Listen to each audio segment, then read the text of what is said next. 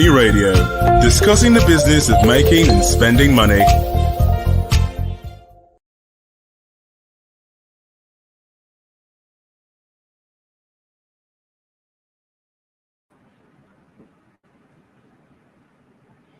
So, warm welcome to you from the beautiful city of Abuja to today's edition of Money Radio.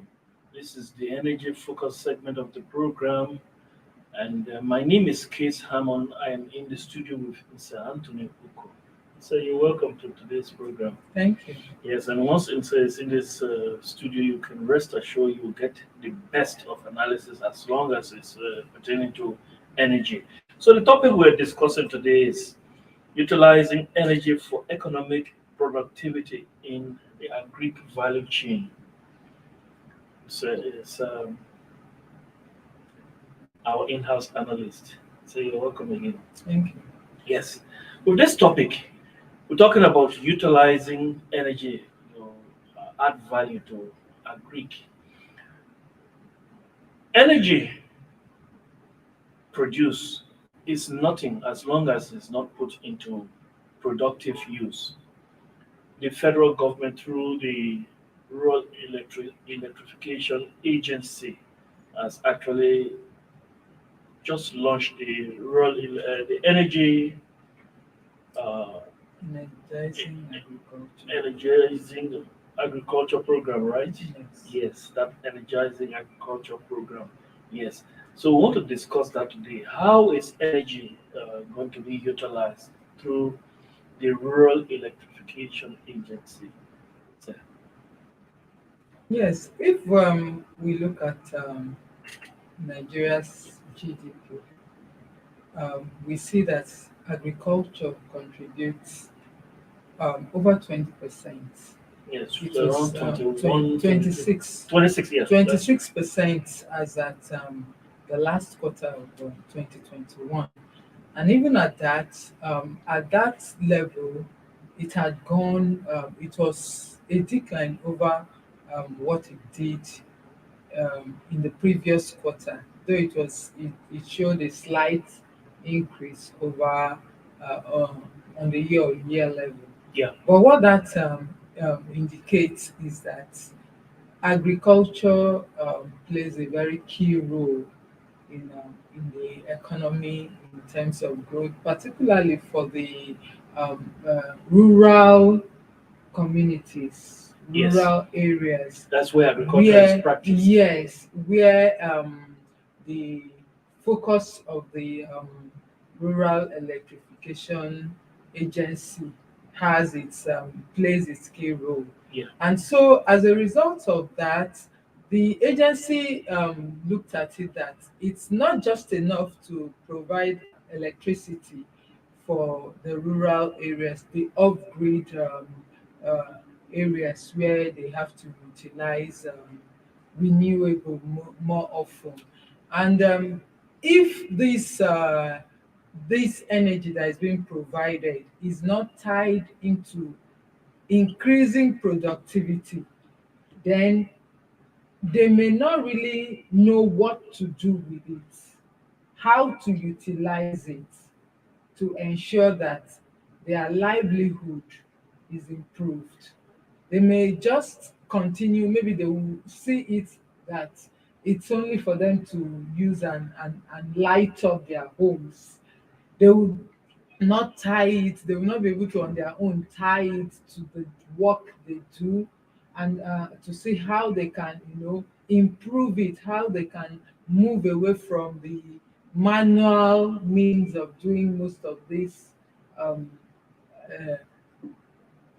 farming procedures and all that, into using electricity to enhance it, and then putting in little labor and then much productivity. And so that is what the Rural Electrification Agency saw, and then went into launching the Energizing Agricultural Program. All right. Well said.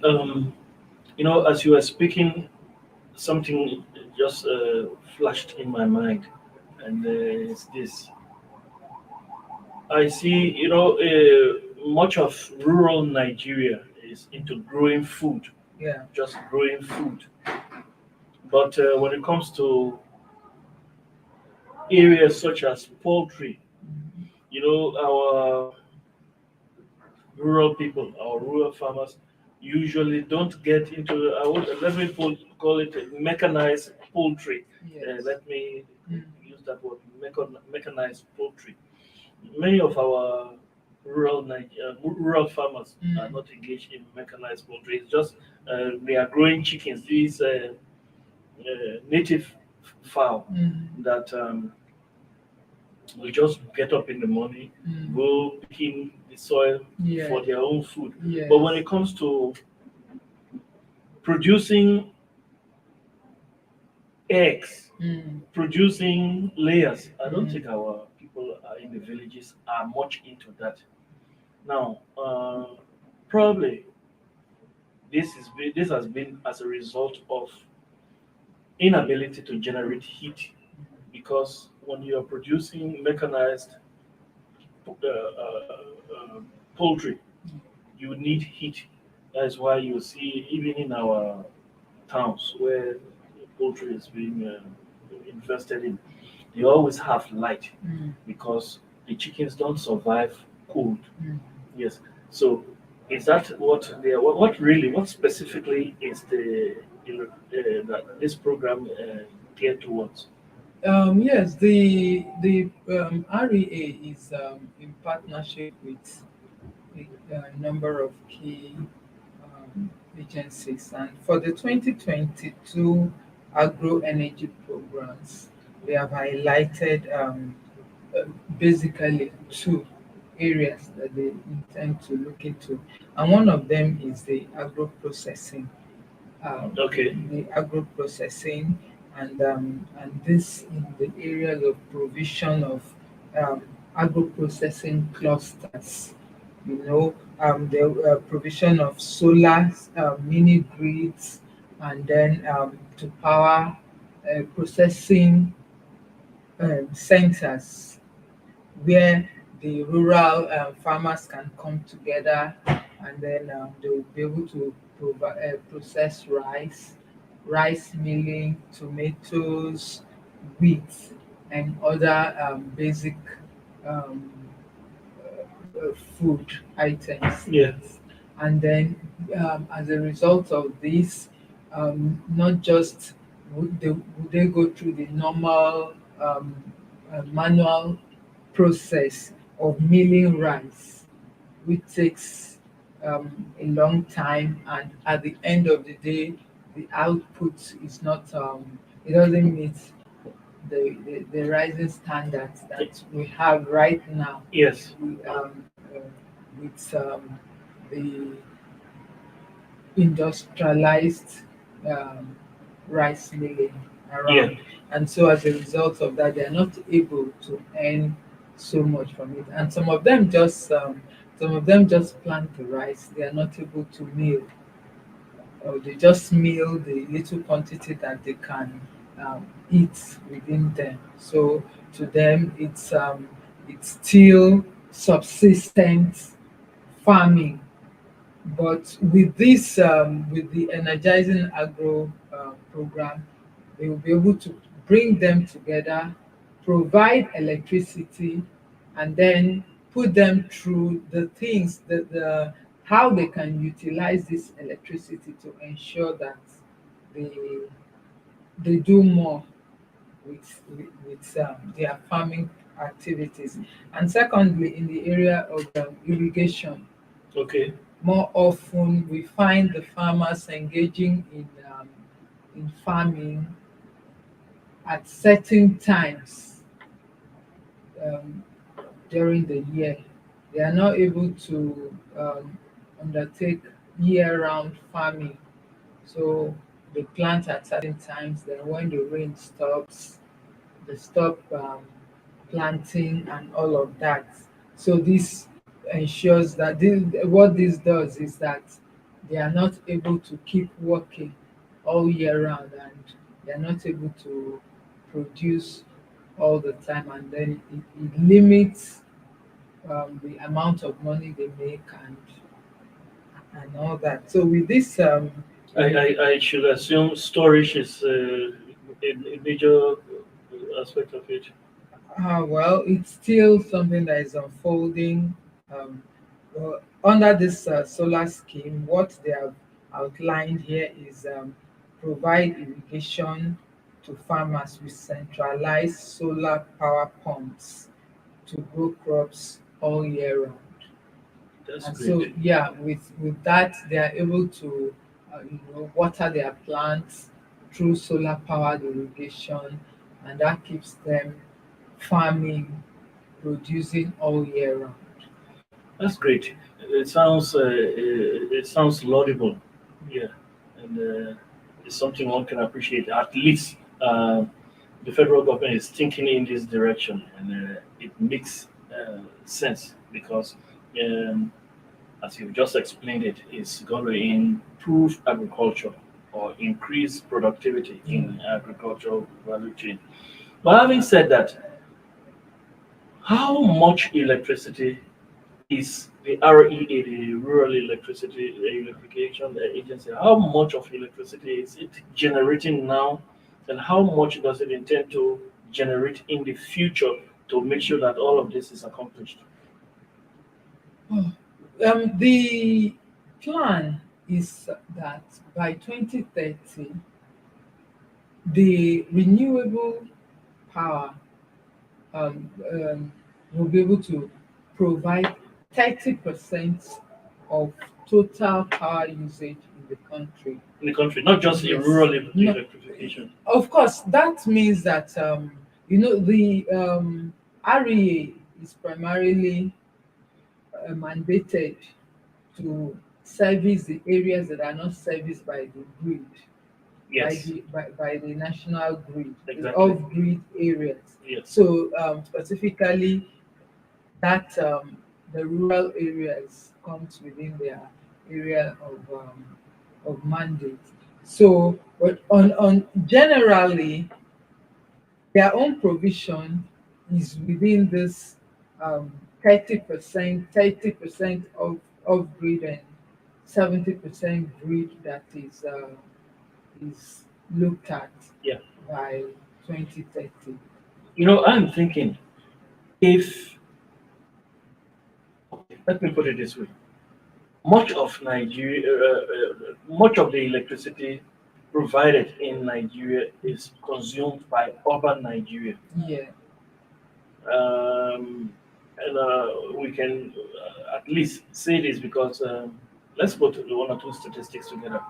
More than 50% of Nigerians, about close to 60% of Nigerians live in cities. Yes.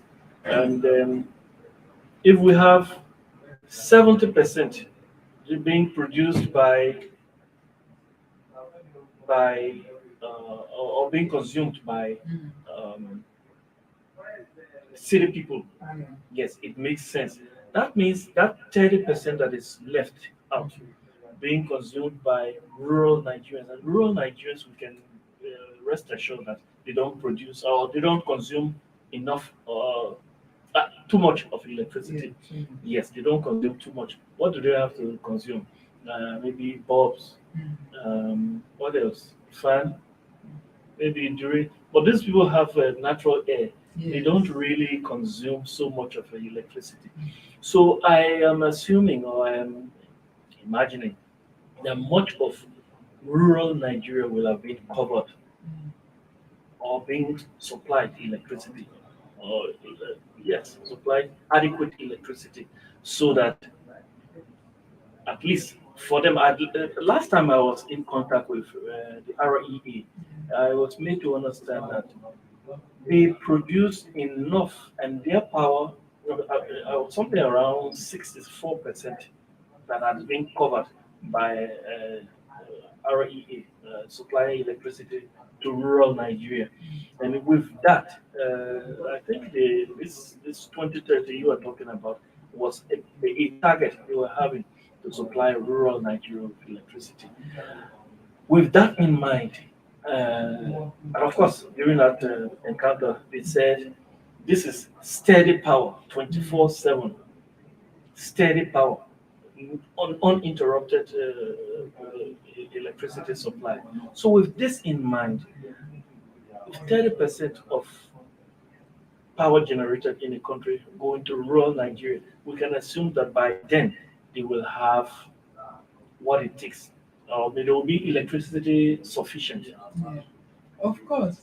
Yes, it's better than you or I, because I even in your area, I can assume you. of course, many of the rural areas are beginning more or less. And these programs are they also work in collaboration with the state governments Yes, to ensure that the rural areas in those states are covered. And from their own study, they've come to say that this electricity, they are doing much in the area of ensuring that the rural areas have light. But what are they actually using them to do? If you do not begin to channel them, help them to use this electricity productively, yeah, then you would have provided so much electricity and they will have little uses for them. yes, got you. And That's an yes, important point you just made. yes, and at the end of the day, there'll be electricity in those areas, But being but wasted. being wasted, and Yeah. productivity will remain low. No, great. You have a great point there. We'll discuss that. Let's take a breather. When we come back from a short break, we will look at how the sense in not allowing this electricity to be wasted. Stay tuned, listeners.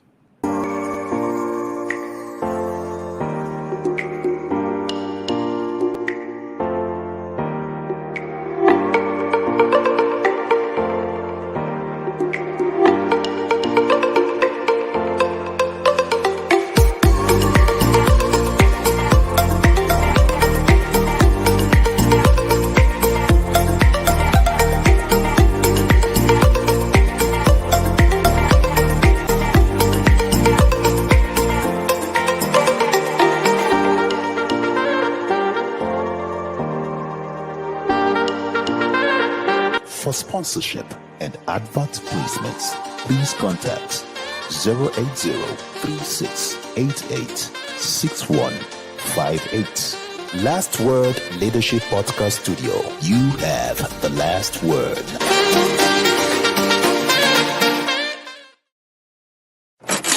Money Radio, discussing the business of making and spending money. Welcome back, viewers. You're still on to Money Radio on Leadership TV. And this is the energy focus segment of the program. Still with me in the studio is our in-house analyst, Mr. Anthony Uko. Thanks for remaining here with us. And I remain Case Harmon, your presenter. So we're talking about how we can add value to agriculture using electricity. And that's what we were discussing just before we went on that break. Now, so you were making an important point, and it's the fact that much electricity is being produced rurally, and by 2030, at least rural Nigeria will have been covered sufficiently. I'm quoting the REA. At least I have heard this from them. So Nigeria will have been covered, rural Nigeria will have been covered sufficiently by 2030. So it makes sense, economic sense, not having this power generated and just being wasted. Now, there are many crops that are produced seasonally in a country. And this is what the federal government wants to curb or at least reduce. Yes, they want to reduce it by making sure that with this power that is, yes, you can have irrigation pumps powered by solar panels. So, just would you mind discussing a little more on that issue? Because as you spoke about it, it made so much sense to me. Yes, of course. Like you've pointed out, there are seasonal crops, and um, when these crops are in, when it is their season, you find so much of it around. But the moment it is the season is off, they become scarce, Yes, I want to give an and example. they become expensive. They become expensive. I want to give an example. Are you aware that Nigeria imports hundreds of millions of dollars worth of corn every year? This maize that we see on the streets like this. Yeah. What do we use it for? To feed our poultry. Yes. But we don't produce enough. We produce far less than we consume. Mhm. So apart from what we just see on the streets that we eat, of course that is seasonal also. Yes. But if we're able to produce this all year All round, year round. it will make sense because our chicks will be able to feed on the corn, and then we wouldn't have to import that much. So it makes sense. Yes, and not only will we be able to produce all year round with the processing um, clusters Yeah. that the program is also um, putting in place. They'll also be able to process these products into forms that you can have it around for a much longer time, especially the highly perishable products like you have tomatoes, you have fruits that you see so much when is the season, and then when it's off season, You see very less. you see very little, or it gets to a point that you don't even see See it at all. at all. And there are so many things that you that uses this some of those produce as raw materials, but you can't have them at those points. And to make up for what Nigeria needs, a lot of them end up being imported. We still Yes. have Nigeria still imports tomato puree Yes. and so on, even though it's now um, is off the is on the import prohibition list. Yes. But to make up for the local consumption, is still being imported. But if this can be processed in the season, and then they also are able to enable year-round farming of this, um, over time Nigeria will become Nigeria will, self-sufficient yeah, in, will become self-sufficient in this. yeah. And we also look at an area that this will benefit, um, not just it will provide more jobs. It will. Yes. Yes, because right now we see, since they farm these things um, occasionally, they farm it in season. Yeah. So at when that season ends, when the rainy season ends, a lot of them, a lot of the farming activities stops. Stop right there. Yes. And then farmers go on holidays. On holidays, and then others look for other things to do, and it leads to rural urban Drift. drift and all that. But if they are able to keep on producing, they will be engaged, economically engaged all year round. And of course, this has implication for um, productivity, more economic activities, more money for them, and of course, and that impacts on the nation's GDP. Yeah, and it really is timely. Um, Before I talk about the timeliness of this program, let's look at a little bit on the part of the country that really needs this most. We're talking about northern Nigeria, where we look at as the producer of food. Of course, the middle belt, the middle belt, such as Benue State, is the food basket of the nation. We look at Taraba, we look at some northern states also where farming is done. Jos, farming is done there. All of these places, we get in, we get so much food from these areas. But these are the areas that actually need water. Mhm. The federal government recently, and I read that report 2 or 3 days ago, that there was this program that they are having to plant X million worth of trees, a number of Okay. trees. Yeah. Yeah, that is for northern Nigeria. Of course, that is to fight desertification. Desertification. And with that fight going on, this technology also, or this use of energy, will also help Yeah. in making sure that these trees that will be planted are watered. Mhm. Yes, and once these trees are watered, they will grow. That's the soil. Once you mix the soil with water, and the place is not just altogether sandy, that means there are nutrients in the soil and it will grow. So that is good news, and it's a timely information that this thing is going to happen. Let's just hope that it is put into practice, or not, it is It implemented. is Now, implemented. that is where I want to tackle you, because you are the mediator between us and the authorities who are making these pronouncements. Now, let's say, how feasible is this? How can we be sure that this is not just one of those political statements to make the electorate think that this is just to encourage people to vote for this party or that party? How implementable is this? What is the what's the level of what level of trust can you repose in this? I wouldn't say administration, because this thing supersedes the administration. It goes far beyond this the life of this administration, which is just about a year from now. But how much trust do you think this program has? How much do We you think it's going to be? the program has just been launched, Yes, but of course we know that the REA before now has been yeah, been working.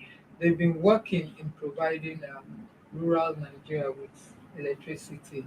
So I believe they are bringing this up at this time because they feel they've gone far in electrifying the rural areas.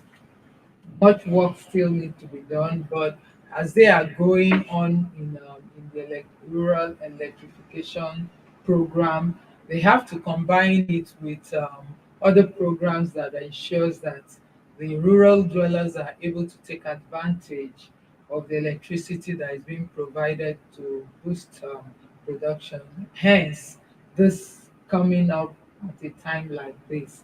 So, like the managing director at the launch um, also expressed that by the time we the media will be called back again, that there should be deliverables, Okay. that they would want for us to have deliverables, not just to still be in the planning phase or in the launch phase and all that. They would have, entered into the implementation stage. And what gives me hope is the fact that it's not just purely the government's thing. Yeah. It is funded by foreign partners. Yeah, that's the point I wanted Yes, to accentuate, because yes. as I told you, I had a contact with Rural Electrification Agency not very long ago, and I got to know that they are being funded. They have this. Okay, there's a say vote of confidence from international partners, Yeah. because these guys, the international partners, are funding, lending them money, and sometimes giving them grants. Yes. Because And they have seen that this thing, they have confidence in them. yes, and not only are they giving out the grants, they are also involved. They are involved They are also. involved in the various implementation process in the programs. So they are carried along in the process. So it's not just left for the REA to implement fully on its own. there's technical partnership and all that. So I believe that even if Nigeria as a government will not want to continue with it, but the technical partnership that they have with the foreign Partners, sponsors, the foreign partners, will ensure that it continues even beyond the life of this administration. administration. Yes, and I must state here also that this administration of, I'm not talking about the general administration, I'm talking about this administration of REA has been making some progress, and probably we need to give kudos to young people because that agency is being run mainly by Yes, by, young people. by the youth. Yeah. So let's hope that they, the REA, will save the image of the young people when they deliver on this. And once that is done, we can be able to, at least for rural Nigeria, let's hope that we begin to produce more food because once there is food in the country, all of this crime you see going on, when people don't chop better food, Of course. And they have something productive, something that keeps them occupied. Yes. So let's hope that this thing works and we'll have something to celebrate about. So that's the way we want to draw the curtain on today's edition of Energy Focus on Money Radio on Leadership TV.